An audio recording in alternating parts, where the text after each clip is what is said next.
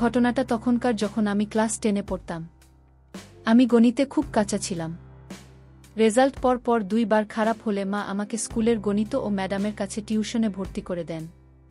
Madam ছাত্র পড়াতেন না, কিন্তু মা ম্যাডামকে অনেক অনুরোধ করে রাজি করায় ঠিক হয় সপ্তাহে 3 দিন পড়াবেন ছুটির পরে। বলে রাখি, আমাদের স্কুল শুরু হতো 11টায়, শেষ হতো 4টায়। আমি খুব দুষ্টু ছাত্র ছিলাম, তাই দেখা যেত টিফিনের পরে ক্লাস পালাতাম। থেকে 5টা পর্যন্ত পার্ক থিয়েটার ঘুরে ফিরে বাড়ি যেতাম। কিন্তু ম্যাডামের কাছে টিউশন নেওয়ার পর আমার ক্লাস পালানো বন্ধ হয়ে যায়, কারণ ম্যাডাম রুটিন ঠিক করে দেননি। সপ্তাহের যে কোনো 3 দিন টিফিনের পরে তার ক্লাসে জেনে নিতাম। ম্যাডামকে রুটিন করে দিতে বলেছিলাম, কিন্তু তিনি দেননি। যাই হোক, ছাত্র হিসেবে মাথা ভালো ছিল, একবার বুঝলে সেটা মাথা থেকে যেত না। ম্যাডাম আমাকে শুরু থেকে পড়ানো শুরু করলেন, আমি উপায় না পেয়ে পড়ায় মনোযোগ দেই। 1 মাসের টিউশন শেষে দেখি ভালো ইমপ্রুভমেন্ট হয়েছে। ম্যাডাম, গার্ডিয়ান সবাই খুশি। এমন করতে করতে প্রথম সাময়িক পরীক্ষা চলে এলো। পরীক্ষা ভালোই দিলাম। রেজাল্ট দিলে দেখলাম গণিতে 90 এর উপরে নম্বর এসেছে। অন্যান্য বিষয়ে 60 এর মতো নাম্বার আর ইংরেজিতে ফেল। রেজাল্ট ভাল হয়েছে নাকি খারাপ হয়েছে বোঝা গেল না। আজ সন্ধ্যায় টিউশন আছে, একটু দেরি করেই বেরিয়েছি। বাসায় বলেছি টিউশন শেষে এক ফ্রেন্ডের বাসায় থাকব। আজকে রেজাল্ট ভাল হয়েছে, তাই বাধা দেননি কেউ। টিউশনিতে পৌঁছাতে 6টা গেছে। আমি ম্যাডামের বাসায় গিয়ে দরজায় নক করলাম। অনেকক্ষণ পর ম্যাডাম দরজা খোল। ম্যাডাম একটা কম্বল জড়িয়ে আছেন আর চেহারা লাল হয়ে আছে, চোখ খুলতেই পারছেন না। আমি বললাম, ম্যাম আপনি ঠিক আছেন? ম্যাডাম বলল, এত দেরি কেন, ভিতরে আসো। আমাকে দেখে ভেতরে নিয়ে বসালেন। আমাকে পড়া বুঝিয়ে দিয়ে রেজাল্ট কার্ড দেখতে চাইলেন। আমি রেজাল্ট কার্ড বের করে এগিয়ে দিলাম। ম্যাডাম চুপচাপ আমার রেজাল্ট কার্ড দেখছেন। ম্যাডাম আমার রেজাল্ট দেখে হোক অথবা অন্য কোনো কারণে বেশ রেগে আছেন। আমি আস্তে আস্তে জিজ্ঞেস করলাম, আপনি ঠিক আছেন? ম্যাডাম আগের মতো করেই বললেন, কিছু না, তুমি পড়। আমি চুপ করে পড়তে লাগলাম। ম্যাডামের একটা ফোন আসলো। ম্যাডাম ফোন ধরে কাউকে রাগারাগি করতে লাগল। সেই সাথে বলতে শুনলাম, আমি জ্বলে উঠতে পারছি না, আর তো কেউ ছুটি নিতেই হলো, তোকে আর আসতে হবে না। আমি বুঝলাম ম্যাডামের প্রচণ্ড জ্বর। পড়া শেষ হয়ে গেলে আমি ম্যাডামকে বললাম, আমি আজ আর পারব না, আপনি রেস্ট নিয়ে। আমি ডাক্তার নিয়ে আসছি। আরে না না, গতকাল জ্বর এসেছে, প্যারাসিটামল খাচ্ছি, আজকাল এর মাঝে ঠিক না হলে ডাক্তারের কাছে যাব। তুমি পড়ো, একা মানুষ সময় কাটানোর জন্য তোমাকে পড়ায়। পড়া শেষ করে তারপর যাবে। ম্যাম আপনাকে দেখাশোনা করার মতো বাসায় তো কেউ নেই, আপনাকে দেখে মনে হচ্ছে অনেক জল। আমি ডাক্তার নিয়ে আসি। রাত হয়ে গেলে ডাক্তার পাওয়া যাবে না। আরে তোমাকে কষ্ট করতে হবে না, আমি ঠিক আছি। আমি কোনো কথা না শুনে ডাক্তার আনার জন্য রওনা দিলাম।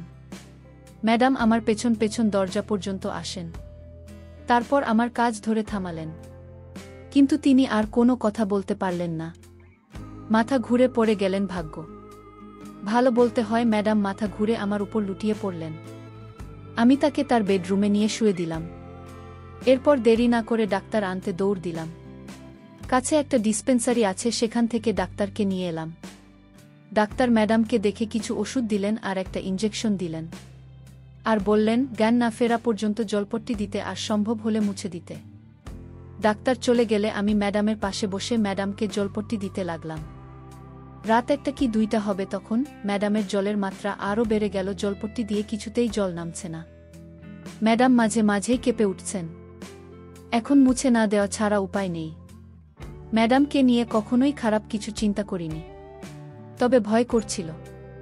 কিন্তু কিছু করার নেই, কারণ ডাক্তার এতক্ষণে চলে গেছেন। আশেপাশে কোনো মেডিকেল ক্লিনিক নেই। যা করার ঘরোয়া পদ্ধতিতেই করতে হবে। ম্যাডামের সেবা করতে পেরে ভাল লাগল। কিছুটা উন্নতি হলো। ম্যাডামের জ্ঞান ফেরে মাঝরাতে। আমি তখন ম্যাডামের মাথায় হাত রেখেছি মুচি। ম্যাডাম আমার হাত ধরে ঝাঁকুনি দিলে ঝিমুনি ভেঙে যায়। ম্যাডাম দুর্বল থাকায় আস্তে করে উঠে বসে নিজের এলোমেলো কাপড়ের দিকে চোখ বুলিয়ে আমাকে জিজ্ঞাসা করলেন, কি হয়েছে আমার? ম্যাম আপনি প্রচণ্ড জোরে মাথা ঘুরে পড়ে গিয়েছিলেন, আমি ডাক্তার এনেছিলাম, তিনি আপনাকে জ্বর কমার ইঞ্জেকশন দিয়েছেন। আমি আরও জিজ্ঞাসা করলাম, এখন কেমন লাগছে আপনার? ম্যাডাম বললেন, জ্বর কমেছে, আগের চাইতে ভালো লাগছে। কিন্তু তুমি বাসায় যাওনি কেন? এভাবে সারা রাত জেগে মাথায় জলপট্টি দিতে কে বলেছে? কেউ বলেননি ম্যাডাম। আপনাকে কিভাবে এই পরিস্থিতিতে একা ফেলে যায়? আমি সকালে বাসায় যাব। আপনি এখন গোসল করে নিন। ডাক্তার আপনার জ্ঞান ফিরলে গোসল করতে বলেছিলেন। ম্যাডাম তুলতে তুলতে গলে গেলেন। তিনি এখনও ঘোর কাটিয়ে ওঠেননি। বুঝতে পারলাম। আমি বেডরুম থেকে বেরিয়ে রান্নাঘরে চলে গেলাম। ফ্রিজ খুলে দেখলাম খাবার কিছু আছে কিনা, না গরম করে খাওয়ার মতো কিছু নেই। কিছু ফল ছিল, সেগুলো কাটলাম, মেকারের কলার জুস বানালাম। রান্না করার মতো শুধু ডিম ভাজি করতে পারি। ডিম ভাজতে যাব এমন সময় পিছন থেকে ম্যাডাম বলে উঠলেন, কি করছো তুমি? খাবার বানাচ্ছিলাম। আপনার নিশ্চয় খিদে পেয়েছে। হ্যাঁ, খিদে পেয়েছে। কিন্তু তোমাকে আর কষ্ট করতে হবে না। আমি করছি। কিন্তু ম্যাম, আপনি তো অসুস্থ। সরে দাঁড়াও। ম্যাডাম গোসল করে এসেছেন, এলোমেলো চুল থেকে পানি পড়ছে। ম্যাডামের ভিজে যাচ্ছে সেই পানিতে। আমি ম্যাডামের দিকে তাকিয়ে আছি। ম্যাডাম এরই মাঝে চোখে কাজল দিয়েছেন, আবার কপালে একটা ছোট্ট টিপ লাগিয়েছেন। ভাবতে অবাক লাগলেও এই পরিস্থিতিতে রূপচর্চার কথা ভুলে যাননি। কি দেখো, আমি মুখ ফসকে বলে ফেললাম। আপনাকে? ম্যাডাম আমার দিকে না তাকিয়ে মুচকি হাসলেন। খাবার হয়ে গেছে, ডাইনিং অপেক্ষা করো। খাবার টেবিলে ম্যাডামকে এত মোহনীয় লাগছিল যে চোখ সরাতে পারছিলাম না। নিঃশব্দে দুজন খাবার শেষ করলাম। আমাকে বসিয়ে রেখে ম্যাম থালা বাসন রেখে আসেন। আমি চুপচাপ বসে আছি। এত রাতে বাসায় যাব কিনা ভাবছিলাম। বন্ধুর বাড়িতে যাবার উপায় নেই। রাত 2টোর মতো হবে। রাতুল, ফ্রেশ হয়ে নাও। গেস্ট রুম পরিপাটি করা যাবে না এত রাতে। আমার সাথে ঘুমাবে ম্যাম, আপনাকে আর কষ্ট দেবে না। আমি এখানে সোফায় ঘুমাতে পারব, আর কষ্ট করে এখানে থাকতে হবে না। ডাবল বেড না হলেও দুজনের ঘুমাতে অসুবিধা হবে না। যাও, ফ্রেশ হয়ে নাও। আমি কথা না বাড়িয়ে ফ্রেশ হতে গেলাম। ভীষণ ক্লান্ত লাগছিল, ঘুম পাচ্ছিল প্রচুর। সোফায় ঘুমানোর ইচ্ছা ছিল না, কিন্তু সৌজন্যতার খাতিরে বলে ফেলেছি। হাত মুখ ধুয়ে মেয়ের বেডরুমে গেলাম। ম্যাডাম দুজনের জন্য বিছানা রেডি করেছেন। ম্যাডাম আমাকে তার পাশে ঘুমানোর জন্য ইশারা করলেন। আমি ভদ্র ছেলের মতো তার পাশে শুয়ে পড়লাম। ম্যাডামের দিকে করে যশোর হয়ে শুয়ে আছি। কিছুক্ষণের মাঝেই ঘুম চলে আসলো, তবে বেশিক্ষণ ঘুমাতে পারলাম না। ম্যাডাম যশোর হয়ে কাঁপছিলেন।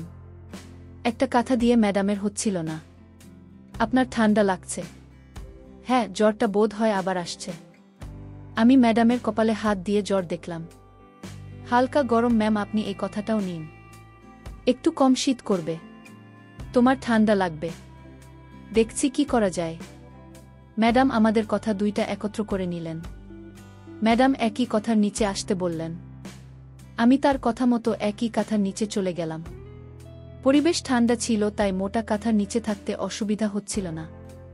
ম্যাডামের দিকে করে শুয়েছিলাম। একই কথা নিচে আসায় দুজনের মাঝে ফাঁক একদম কমে গেছে। আমার কোলবালিশ ছাড়া ঘুমানো অভ্যাস নেই। প্রচণ্ড গরমে ঘুম ভেঙে যায়। তখন দেখি ঘুমের মাঝে ম্যাডামকে পেছন থেকে কোল বালিশের মতো মনে করছি। ম্যাডাম কোনো সাড়াশব্দ করছিলেন না, হয়তো ঘুমিয়ে আছেন। ম্যাডাম কিছু বলছে না দেখে সাহস বেড়ে গেল। ম্যাডামের ডিভোর্স হয়েছে 2 বছর হলো। ম্যাডাম হঠাৎ একদম মুখোমুখি হয়ে গেলাম। আমি দেখলাম ম্যাডাম এর চোখ লাল হয়ে আছে। কি করছো এসব? না মানে ম্যাম, ঘুমের মাঝে ছিলাম, বুঝতে পারিনি। বুঝতে পারোনি না ম্যাম? নিজের গায়ে একটা চিমটি কাটলাম। সত্যি নাকি স্বপ্ন বোঝার জন্য? না, এটা স্বপ্ন নয়, বাস্তব। এরপর ম্যাডাম অদ্ভুত আচরণ করতে লাগলেন। জ্বর ছিল তাই আধ ঘন্টার মধ্যেই ঘুমিয়ে গেলেন। আমার ঘুম ভাঙল সকাল 8টার দিকে। ম্যামের জোর তখনও ছাড়েনি। হালকা জ্বর আছে। দিনের আলোতে ম্যাডামকে দেখলাম অপরূপ। এই নারীকে যে কারো জীবনসাথী বানাতে ইচ্ছে করবে। শুধু তার চোখের পানি চেয়ে সারা জীবন পার করে দেওয়া যায়। ঘুম ভেঙে গেছে। এখন মাথা একদম পরিষ্কার। রাতের ঘটনা ভাবতে অনুশোচনা কাজ করতে লাগল। ফ্রেশ হতে বাথরুমে গেলাম। এমন সময় কলিং বেল বাজে। ম্যাডাম বললেন, কেউ এসেছে, আমি দেখে আসি। কে এসেছে ম্যাম? আপনি কষ্ট করবেন কেন? আমি আছি না। পিন হলে চোখ রেখে দেখলাম কাজের মেয়ে এসেছে। ম্যাম, রেখা এসেছে। কে? ম্যাডাম, আমি রেখা। গ্রেটফুলি বাসার কাজ করবার আইতাম। আজ তোর কাজ করতে হবে না। চলে যা। একই কম উইনগেট, বললাম না আজ কাজ করতে হবে না। আমি ঘুমোচ্ছি। বিরক্ত করবি না। আগে নিচতলার কাজ শেষ করে আয়। আচ্ছা তো দেরি হবেই। কোনো রাখলাম পরে মোডে কথা শোনাবেন না। হ্যাঁ শোনাবো না, যাই এবার। রেখা চলে গেল। ম্যাডাম বেশ ক্লান্ত হয়ে পড়েছিলাম, তাই সোফায় বসে পড়লাম। সোফায় বসে ম্যাডাম কিছু বলতে হলো না। জয়ের জন্য ম্যাডামকে বেশ ক্লান্ত লাগছিল। কিছুক্ষণ রেস্ট নিয়ে ম্যাডামকে ডাক দিলাম, কিন্তু ম্যাডাম এতটাই ক্লান্ত ছিলেন যে নড়াচড়া করতে পারছিলেন না। ফলের জুস, 2টা ডিম, 1 গ্লাস দুধ আর জ্যাম পাউরুটি খাইয়ে ওষুধ দিয়েছি। তিনি এখন ঘুমোচ্ছেন। ড্রোন রুমে চলে গেলাম। কাজটা ঠিক হয়নি। ম্যাডাম প্রথমত অসুস্থ। আমি তার অসুস্থতার সুযোগ নিলাম, কিন্তু মানতে হবে এমনটা না করলে হয়তো কখনোই ম্যাডামের জোর কত না দরজায় করা নাড়ার শব্দ পেলাম। রেখা এসেছে, আমাকে দেখে অবাক হলো। ভাইয়া, আপনি এই সময়ে চাইছেন? আমি কিছু না বলে শুধু হাসলাম। সে ভেতরে এলে দরজা লাগিয়ে দিলাম। ড্রয়িং রুমে বই নিয়ে পড়তে বসলাম। দুজনেই অপ্রস্তুত হয়ে গেলাম। ম্যাডামের হাসি দেখে আমিও একটু হাসলাম। সত্যি বলতে সে স্বপ্ন মনে হচ্ছিল। মনে হচ্ছিল যে কোনো সময় স্বপ্ন ভেঙে যাবে, আর বাস্তবে ফিরে দেখবে এমন কিছুই নেই। রেখা ম্যাডাম অসুস্থ, এখন ঘুমাচ্ছেন। খাবারের কিছু নেই। ম্যাম দুজনের দুবেলার খাবার রেঁধে দিতে বলেছেন। কিছু কাপড় ভেজানো আছে, সেগুলো ধুয়ে দিতে বলেছেন। ভাইয়া, আপনার আর কিছু করিতে হইত না। আমি সব কাম কইরা দিতেছি। কালকে আসি নাই, তাই সকাল সকাল আইসা ম্যাডামের ছাড়িস না। ভাবছি চাকরি গেছে, ক্ষুধায় বাঁচাইছে। আপনি এখানে বসে পড়তে থাকেন, দেহে নাম ইমেল গাড়ির মতন কাম কইরা দিতেছি। রেখা কাজ করতে লেগে গেল। আমি পুরনো পড়া দেখতে থাকলাম। দুপুরে রেখা কাজ শেষ করে চলে গেল। ম্যাডাম তখন ঘুমোচ্ছিলেন। বাসা থেকে ফোন দিয়েছিল। বাসায় জানিয়েছি ম্যাডাম অসুস্থ হয়ে পড়েছিলেন, তাই রাতে ম্যাডামের কাছে থেকে গেছি। আজ রাতে বাসায় ফিরব। বাসা থেকে আর কিছু জানতে চাইনি। হাফ ছেড়ে বাঁচলাম। বিকালে ম্যাডাম ঘুম থেকে উঠলেন। আমি তখন ড্রয়িং রুমে বসে মোবাইলে গেম খেলছিলাম। আমি ঘাড় ঘুরিয়ে ম্যাডামকে দেখলাম। তাকে অনেকটা ফ্রেশ মনে হচ্ছে। ম্যাম, এখন কেমন লাগছে? জ্বর কমেছে? ম্যাডাম কিছু না বলে চুপ করে আমার দিকে তাকিয়ে রইলেন। আমি বুঝতে পারলাম এই নীরবতার অর্থ কী। শরীর ম্যাম, গতকালের ঘটনার জন্য আমি লজ্জিত। ম্যাডাম এবারেও কিছু বললেন না। আমার উপস্থিতি হয়তো ম্যাডামের অস্বস্তির মূল কারণ। ম্যাডাম সুস্থ হয়েছেন, বোঝা যাচ্ছে এবার এখানে থাকার কোনো মানে হয় না। চলে যাওয়াই উত্তম। ম্যাম, আমি চলে যাচ্ছি। যদি পারেন আমাকে ক্ষমা করে দিবেন। আমি চলে যাবার জন্য বইপত্র গোছাতে লাগলাম, কিন্তু মনে মনে চাইছিলাম ম্যাডাম যে না আমাকে আটকায়। ব্যাগ গুছিয়ে নিয়ে আমি বেরিয়ে আসলাম ম্যাডামের বাসা থেকে। ম্যাডাম দাঁড়াবার জন্য বললেন না। ম্যাডাম এর বাসা থেকে বেরিয়ে রাস্তায় এদিক সেদিক হাতাহাতি করছি। এখন বাসায় যেতে ইচ্ছে করছে না। কোথাও একা বসে থাকতে ইচ্ছে করছিল। যার বাসায় গতকাল রাতে থাকার কথা ছিল তাকে ফোন করে আসতে বলা যায়। দুজনে গেম খেলে সময় পার করা যেত। ফোন দেওয়ার জন্য পকেটে হাত দিয়ে দেখি মোবাইল নিয়ে। মোবাইল কি হারিয়ে গেল নাকি ম্যাডামের বাসায় রেখে এসেছি মনে করতে পারলাম না। বেশ দামি মোবাইল, রিস্ক নেওয়া ঠিক হবে না। আমি ম্যাডামের বাসায় যাওয়া ঠিক করলাম। যদি মোবাইল পাই তাহলে ভালো, নইলে কপালে শনি আছে। পরক্ষণেই মনে হলো একটা ফোন দিয়ে দেখি। আমি রাস্তার পাশের একটা ফ্লেক্সিলোডের দোকান থেকে আমার নাম্বারে কল দিলাম। রিং হয়ে কেটে গেল। দুবার ট্রাই করার পরেও কোনো রেসপন্স পেলাম না। অনেকটা হতাশা নিয়ে তৃতীয় কল করলাম। ও পাশ থেকে একটা নারী কণ্ঠ ভেসে আসলো। হ্যালো, আমি এই ফোনের মালিক বলছিলাম।